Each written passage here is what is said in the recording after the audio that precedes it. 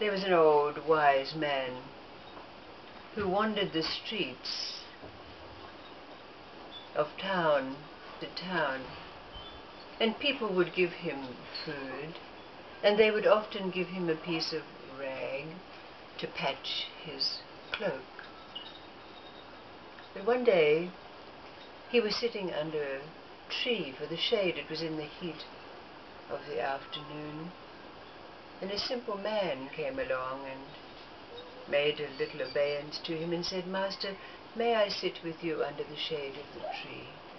And the master invited him to sit and said, "Have you taken food? Let me share my dates with you." So they shared the little food that the master had, and the simple man said, "I have no family. I have no one to care for. May I travel with you?" The master said, "I have nothing to give, but you're welcome to come with me wherever I go." So from that time on, they traveled very amiably together. And because the master was given food, the simple man was given food also. But one day they were walking along a road, and the simple man picked up a piece of wood, and he said, "Oh, master, I know that you like to whittle with your very sharp knife. Here is a very fine piece of wood. What will you make with it?" And the master said, "Peace, my son. Something will be suggested." And then, wherever they went, people would ask the old man, "What is it you're whittling?" And he would give the same answer, "Something will be suggested." Then one day, the simple man and the master were sitting at a coffee shop, having a glass of sweet, fragrant coffee, when the simple man said to the master, "What you've been whittling has become so small. What is it that you're making?" The master said, "Patience, my son. Something will be suggested." His piece of whittling was an exquisite little ball, just about the size of a date. But just at that moment, a woman passed by, carrying a crying baby and a large basket of fruit on her head. She was sweating and anxious because the screams of her child were obviously causing her great distress.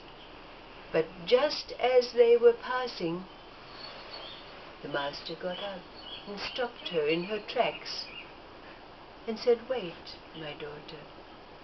And he took his piece of whittling and he popped it in the mouth of the baby, who immediately began to suck contentedly, and the woman went on her way. The master turned to the simple man and said, "You see, unbeknownst to me, I was whittling a baby's comforter."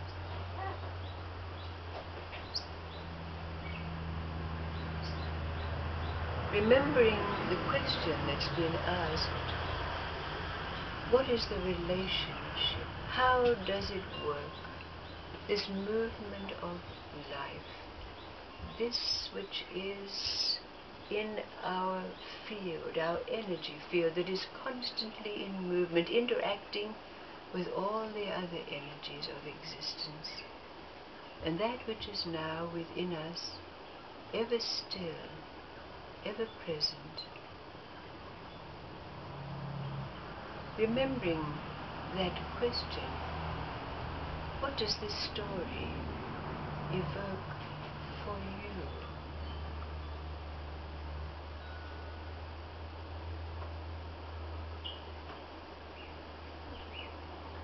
Again, remembering the question that preceded that. What is it that makes you get up in the morning? What is it that makes you do what you do? What does this story bring up as an awareness relative to this, your life, now?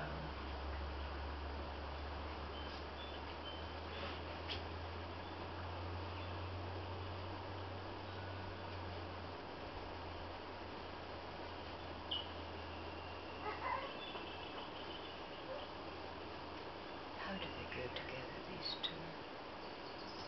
The stillness, ever present, and the movement of life.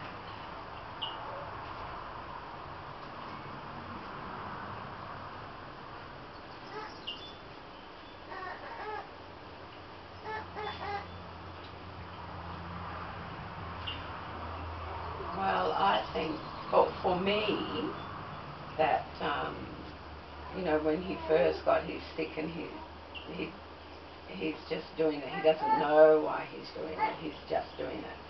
It's the same as a friend of mine had rang numerous times and asked us to go there to her place, and we were doing something or we couldn't go or something had happened. But just when she rang this time, I said, yes, we're coming.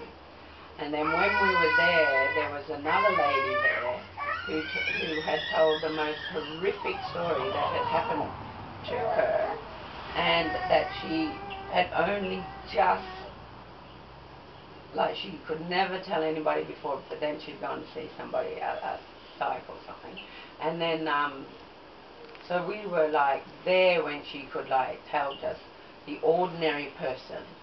So therefore, it's kind of like, it's not like we're going there because we're going to listen to something that this woman, So that, to me, that's like what we do. We just get there, we do what we're doing, and we don't have any expectations of what the outcome is going to be or why.